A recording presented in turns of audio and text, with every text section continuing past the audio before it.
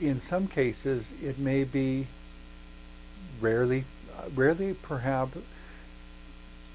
probably rarely,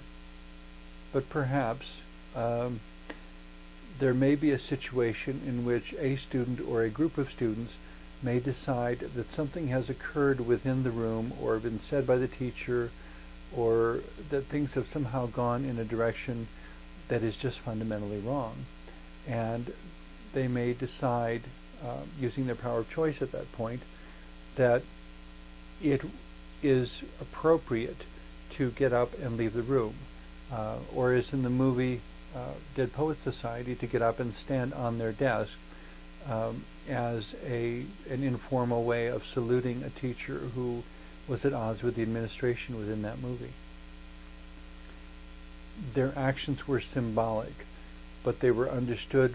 by the teacher, who understood or who remembered their original context,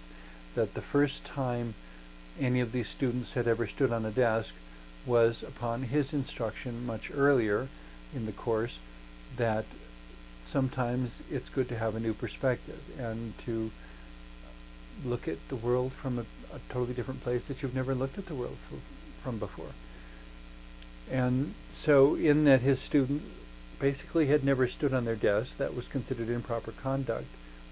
He basically took the attitude of, what's it going to hurt? Stand on your desk and look around and see how the world looks different from there. And so at the end of the movie, taking the memory and the current moment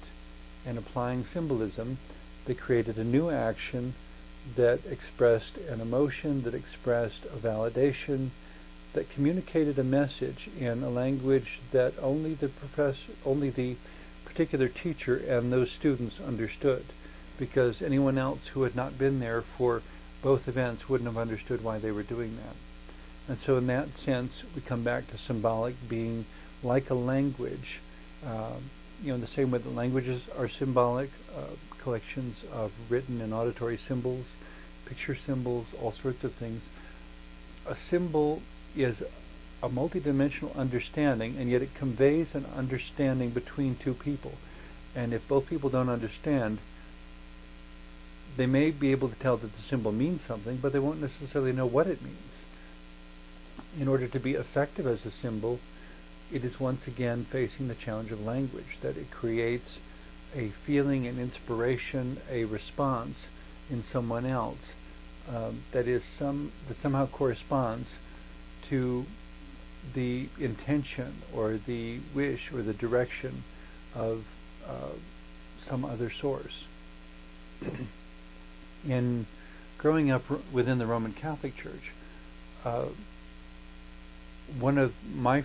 fond memories of the Roman Catholic Church, I guess, is the architecture and the pageantry, the theater of the space in which I grew up. That no one ever had to tell us to whisper when we walked inside the church, because there was something about the bigness of the space and the stained glass windows and the solemnness of the pipe organ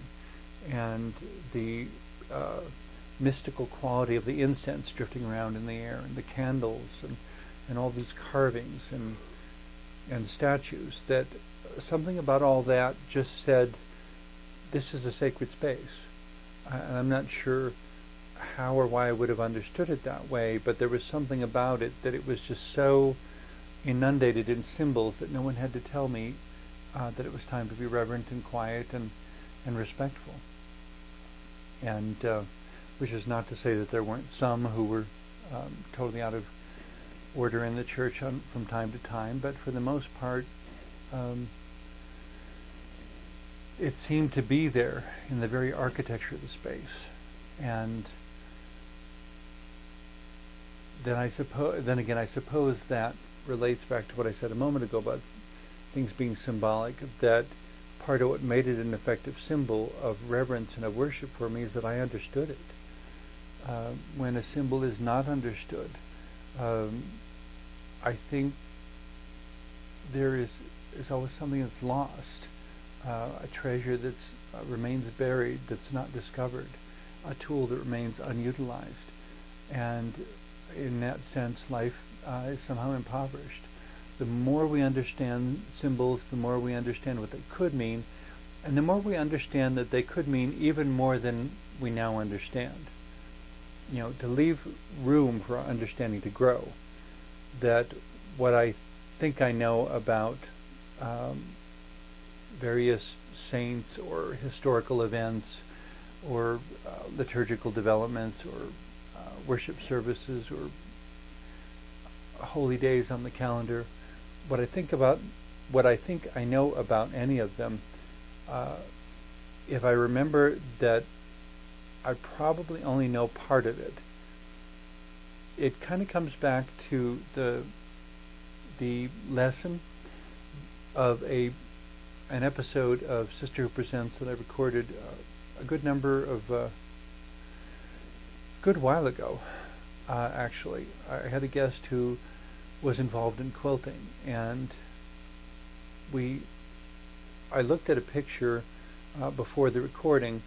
of a particular quilt, and I thought it was very beautiful, and I was remarking on how all the pieces were hooked together so perfectly, and she said, actually, they're not. It's a printed quilt that is simply stitched along the edges of the colors. And so the witticism we came up with was that how much you see depends upon how close you look. And that is also true when it comes to symbols and anything that we consider symbolic. The closer we look, the more we may get out of it, the greater story we may be able to tell. I was at a craft fair once and walked past a particular booth that had all these statues of Indian gods and goddesses, and at the very least I find all the stories very interesting, and perhaps there's even bits and pieces I can learn from some of the stories, and so I'm always interested to hear them.